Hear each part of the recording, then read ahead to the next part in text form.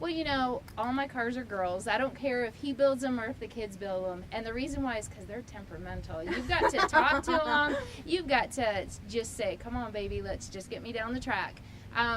What we're going to do is we're going to make some just first cautious test laps. It's what we do with every single car when we put them out into service. We'll make a first few engine only runs, not lighting the afterburner, making sure that she's going to handle properly. And then once we do that, we hit her full afterburner and we let her go. What's her name? Her name is Eagles Fury, baby. Oh. She is proud. This is a beautiful car, beautiful. Well, we can't wait to see it. Tell me what you get to do as far as mentoring with both the women and the young men. You know, it's so important too because there's a lot of young ladies that are interested in the Jet Dragster project, and for them to see that us girls can go out there and kick it just with the guys, that's just as impressive. And they're not there just sitting here just, you know, handing the tools to the boys. They're getting in there, they're getting greasy, they're getting dirty, they're, you know, pulling the blades, they're doing the welding, they're mocking it up, they're doing everything. And you know, when I was little, obviously a Mennonite, I didn't have those opportunities, and it all came because of Chris. I think he had an ultimate plan though, because now if my car needs something or my dishwasher needs something, my car always wins. And tell me a little bit about your son. He's grown up in racing. What is he doing now? He's 16. When he was a little guy, because I drove, Chris used to put him in a papoose in the front and used to have me go out on the starting line doing burnouts. His name was Sparkplug because we drove piston engine cars. And as he grew up, we tried to get igniter to hit, and it didn't work so much. But he turned 16, and in 2014, my son is going to be my crew chief. And I'm so excited. And what is his real name and nickname? His name is Andrew Larson. No nickname because I'm mom and I'm so weird and I couldn't give him a nickname. You know? Well, thank you so much. This being a Dr. Biodiesel documentary, we're going to be sponsoring a senior project here at Embry-Riddle Aeronautical University, and they're going to actually build a biodiesel reactor. And I know that that is of some interest to you, Chris.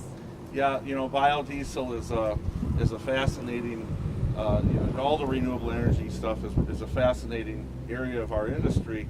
And one of the unique things about turbine engines, particularly, you know, these are kind of some old relic engines that we use. Some of these things are, what, 50, 60 years old occasionally. So, and the great thing about those is the simplicity that comes along with that design. I always joke with people and say, you know, we could burn bean burritos in these things if you could ram them through the fuel lines. But there's a little bit of truth to that because we have done biodiesel testing in the past. Wonderful. And we have a car that was actually a Daytona-based car, but we did a lot of biodiesel testing with that.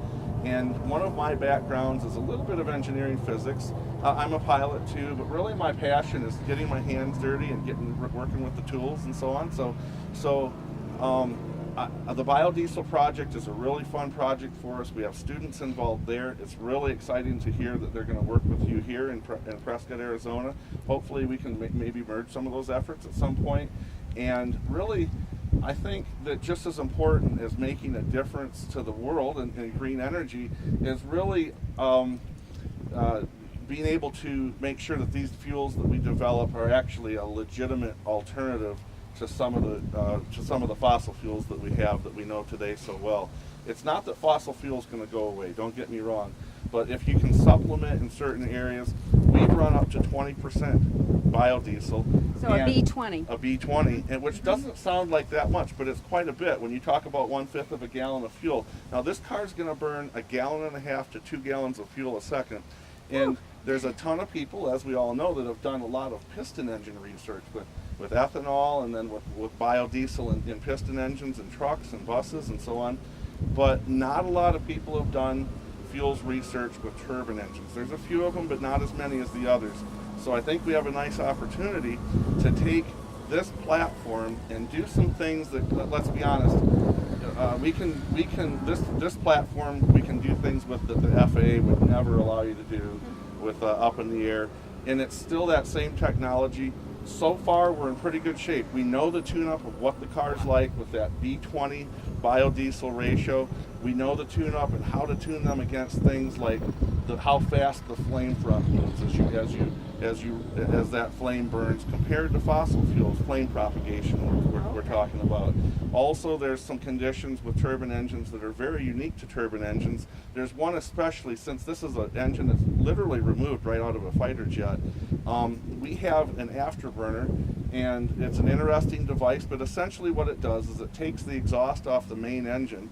About 70% of that exhaust has usable oxygen left in it, so we can reintroduce another area of fuel and reburn that area, and that's Energy efficiency. Absolutely, that's energy efficiency.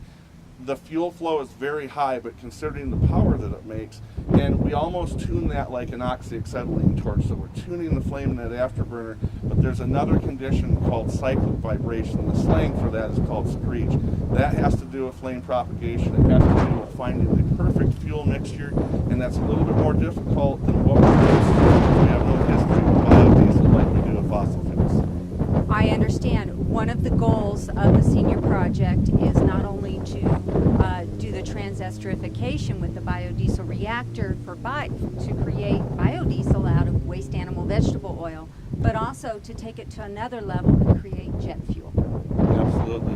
There's a number of different organizations that are looking at alternatives for jet fuel. We've already seen in other countries where by law there has to be a certain percentage of green fuel mixed or blended with the regular fossil fuels. So this is a great opportunity for us. The aerospace industry uses a huge volume of fuel. Yes. Now, nothing like we see on the roads every day, but as airliners fly over, the fuel consumption is very high. They're very efficient nowadays anyway, but the fuel consumption is real high, so if we can supplement even a small percentage of that fuel with a biofuel, the impact is staggering. It really is. Yeah. And it's almost like compound interest. If you start, that's the most. What did Einstein?